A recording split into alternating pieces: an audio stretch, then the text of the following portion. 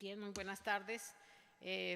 Primeramente agradezco la oportunidad que se me da de presentar este tema un poquito más alejado aparentemente de lo que estamos viendo del tejido. En la versión anterior en la que pude participar en este encuentro de textiles, estuve hablando de la modulación como un elemento importante para la cuestión arquitectónica y en esta perspectiva que muestro, considero que el tejido es un instrumento que transmite saberes. Y en ese sentido, quisiera trabajar estos elementos. Reconozco que pues, no tengo un conocimiento amplio en lo que es el tejido, no sé tejer, pero considero que hay una serie de acciones que se están repitiendo constantemente de una manera natural y adquirida por las tejedoras. Entonces, para hablar de un lenguaje matemático, tuve que situar diversos antecedentes. En las culturas clásicas sabemos que los griegos, los romanos, todos ellos se sienten dueños del conocimiento. Y cuando vemos estas culturas prehispánicas, queda la duda, ¿quiénes fueron más listos o quiénes tenían más conocimiento? Y Mesoamérica, en particular, una de las culturas que más han sido estudiadas, pero no solamente por su ubicación, sino por su riqueza en el conocimiento, pues es la cultura maya. ¿Cómo podemos saber un poco de los avances? Bueno, pues durante los periodos preclásico, clásico y posclásico han sido registrados estos conocimientos en códices. De hecho, en estos días que he estado por aquí, tuve oportunidad de pasar aquí al museo y me llamó la atención, no había tenido oportunidad de saber el tamaño real del códice de Dresde, y cuando dije, qué maravilla que este conocimiento se pueda plasmar en un espacio tan diminuto. Cuando nosotros tenemos acceso a él como investigadores, pues lo vemos en una imagen que podemos ampliar tanto como queramos y podemos analizarla.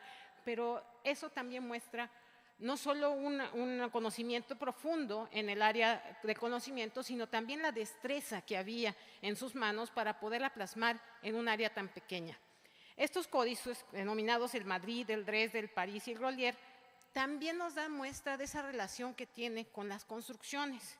Y cuando revisamos las regiones mayas, pues tenemos México, tenemos Guatemala, tenemos Honduras, con unos elementos muy ricos. Viendo ahora lo que es el traje, encontramos pues, que los registros matemáticos en los tejidos quizá fueron utilizados algún día. El desarrollo de saberes matemático-geométricos pues, nos dicen que el pueblo indígena pues sabía de estos, no precisamente porque se haya acudido a una universidad y se haya llenado de estos conocimientos, sino porque fue transmitido a través de generaciones y generaciones en el hacer. Ya lo han dicho nuestros compañeros que estuvieron aquí presentes, que de alguna manera ellos hacían composiciones donde jugaba un papel muy importante el acomodo de los elementos. Había una representación, sí, iconográfica, pero también una representación abstracta de esos elementos que tienen un contexto que en esta investigación considero que pueden ser aplicados al diseño estructural en las edificaciones. Para esta presentación revisé algunos de los trajes, tanto de hombres y mujeres, reconocidos como trajes típicos de Guatemala. Empezando por la enseñanza de las matemáticas, bueno, la belleza y utilidad que tienen es realmente fabulosa. Es una herramienta geométrica también para imaginar y resolver problemas y trabajar con problemas concretos y abstractos. En el caso particular, ¿qué veo o qué es lo que se está plasmando en los tejidos? Pues hay una exploración de relaciones entre los objetos. Vemos simetrías, vemos giros y vemos esa repetición y ese sentido. Nos lo acaba de decir el compañero, ¿no? La tejedora era capaz de ir trabajando e incluso imaginar que iba a tener que ponerlo en un sentido inverso cuando iba a seguir teniendo el S. ¿Por qué? Porque tenía la noción de cómo se iba a portar la prenda y cómo iba a ver el resultado final de su geometría. Por otro lado, vemos también traslaciones. Hemos visto las imágenes tanto de animales como de figuras, donde hay una enfrente de la otra, ¿no? Hay una con ella. Entonces, esta experimentación con las formas nos da una muestra de un conocimiento geométrico que a lo mejor estaba ahí presente, pero no como una enseñanza, sino como un elemento adquirido, ¿no? Un movimiento del espacio. ¿Cuáles son esas cualidades geométricas y en dónde están? Pues están en las actividades prácticas del tejido, ¿no? Hay a veces un distanciamiento de formas, a veces se tocan, a veces se sobreponen, y cuando esto sucede, la mirada matemática ya trasciende, ¿no? Ya es un campo científico interdisciplinario donde es capaz de aplicarse a diferentes contextos. En el caso particular, yo veo que las figuras geométricas nos están dando una interrelación, pero también nos están dando una opción de la medida, tener una medida geométrica, porque ellas eran capaces de abstraer en una figura pequeña. Hemos visto cuando se trazan lo que son los elementos de sujeción, las fajas, tienen otra escala distinta, ¿no? Entonces tienen un conocimiento perfecto de lo que es la medida. A través del tiempo han surgido nuevas formas de ver las matemáticas, ¿no? La etnomatemática es un estudio que abarca las matemáticas, pero referido a las culturas. En el caso de donde los que la usan, pues son los que pertenecen a esa comunidad. En muchas ocasiones vemos que se niega el conocimiento a las culturas prehispánicas o de América, y pues nos damos cuenta que el florecimiento maya está ahí presente. En todas sus épocas estuvo pues el periodo clásico, donde las pirámides, los edificios que tenemos nos muestran unos adelantos técnicos y constructivos que actualmente no los tenemos. No los podemos replicar de la misma manera, considerando que ahora tenemos una tecnología increíble y no la podemos suplicar igual. ¿Cómo le hacían estas culturas? Pues es que tenían unos elementos. ¿Qué pasa en el periodo posclásico? Había una catástrofe y queda en el Golfo de México pues una cultura híbrida. Y ahí me quiero amarrar ese término de lo que es híbrido, porque nos permite recordar que todas estas culturas han ido sumando elementos. Entonces, ¿cómo se hace la matemática maya?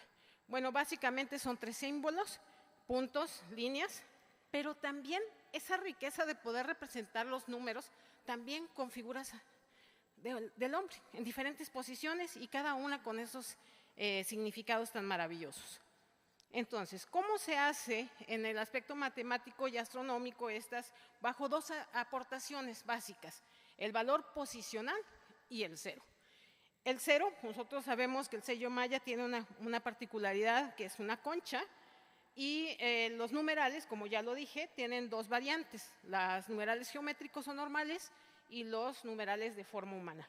Y su forma de trabajar las cuentas pues eran por veintenas, y después por estas casillas que iban haciendo por ahí unas combinaciones extraordinarias para dar cuenta de los números.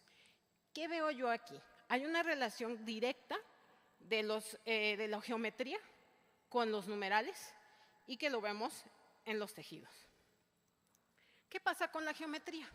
Bueno, la geometría lo tenemos representado. Este es un friso de una edificación maya, y aquí están representadas todas las formas clásicas: el círculo, el cuadrado, algunas variantes que terminan siendo elípticas, el triángulo, y desde la parte estructural, estas formas y su combinación de ellas nos da otros elementos que son básicos para el cálculo.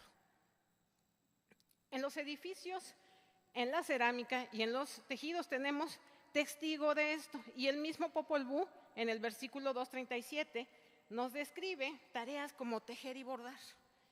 Y ahí vemos que las repeticiones de líneas quebradas, triángulos, encierran figuras que son figuras geométricas puras. La posición de los triángulos: el triángulo estructuralmente es la figura más estable, indeformable, que pues seguramente nuestros antepasados sabían de esas cualidades. Entonces, usan algunas operaciones geométricas, como son las homotenias, las rectaciones, que aparecen en los tejidos de manera totalmente natural. Cuando los vemos de manera independiente, vemos el rombo, sus vértices, algunos que después los identificamos como el cuadrivértice, y esas cadenas que se repiten en todos los elementos del tejido. Y nos van a dar algunas figuras que tienen relación, como ya lo han dicho los compañeros, con esa unión con el territorio y la forma que están poniendo. De una manera muy simplista, desde la parte arquitectónica, vemos algunas operaciones geométricas naturales. La simetría central y axial aplicada en los templos, pero también en su geometría en los frisos, ¿no? Donde hay una repetición de formas mucho más difíciles que el tejido, pero que tienen lo mismo. Entonces, cuando vamos al vestido, pues vemos aquí el elemento de la vestimenta masculina y ahí aparece la geometría de un trapecio. Entonces, ¿cómo relaciono esto con la arquitectura? Como la parte de los trazos armónicos, vemos un ejemplo de una estructura de los españoles, vamos a decir, aunque sabemos que los españoles no construyeron, los que construyeron fueron nuestros indígenas. Y entonces aquí se ve esta repetición, dividir el espacio en tercios, tener su área compositiva, ir separando y vemos estas líneas que son nuestras tramas, que están en el tejido, pero también están en las figuras.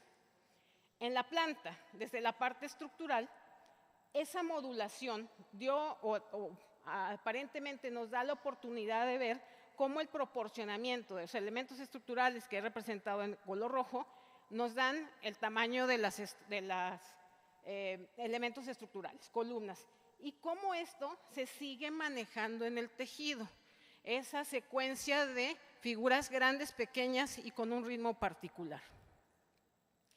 En las fachadas, y esto es la relación perfecta con lo que es la cuestión de cimentación, la piedra tiene solamente un sentido de bajada de carga, que es el de compresión, nos lleva a los elementos, entonces era el círculo el que nos daba esto. Y esa geometría ondulatoria que se repite estaba presente en la bajada de cargas. Bien, aquí tenemos cómo desde la parte del elemento, pues estas líneas de trazo de las retículas y las tramas nos llevan a la bajada de cargas, que es el dimensionamiento de los elementos estructurales. ¿Qué pasa con nuestras arquitecturas? Y aquí es donde yo les digo, ¿quién fue primero? Yo creo que fueron ellas. ¿Por qué? Porque años atrás, sin que la presencia de los españoles estuviera, tenían un conocimiento exactamente del mismo elemento. Yo utilicé un instrumento que fue los trazos armónicos, pero ellos tenían otros elementos. Y aquí está la misma división de la figura en tercios, cómo iba la repetición, cómo dimensionaron las rampas para las escaleras y cómo está representado en el tejido. En la parte de los verticales vemos el sentido del triángulo, cómo se iban sacando estas paralelas, cómo iban más allá de lo que está construido, y en el otro sentido vemos en el caso de la arquitectura de Tikal cómo la escalinata sale totalmente del elemento, pero tenía un sentido estructural, estaban dimensionando su basamento. El elemento cúspide con el elemento de basamento tienen la misma proporción, están utilizando la simetría inversa y está representado aquí y está representado en los elementos. ¿Qué quiero decir con esto? La transmisión del conocimiento matemático en los pueblos originarios se dio de muy diversas maneras, tal vez a través del trabajo del tejido, pero lo que sí sabemos es que para hacer un vestido, no hay duda que para bordar o tejer se tiene que contar. Y lo vimos aquí con nuestras tejedoras que estuvieron aquí. La geometría con fines estructurales ha sido uno de los elementos vitales en la arquitectura europea, vamos a ver, que nos vino de Occidente, como la mesoamericana. Entonces, yo creo que el conocimiento matemático geométrico es universal y pues nos interesa mucho que le demos ese valor al tejido. El tejido es un instrumento de transmisión de saberes. Muchas gracias.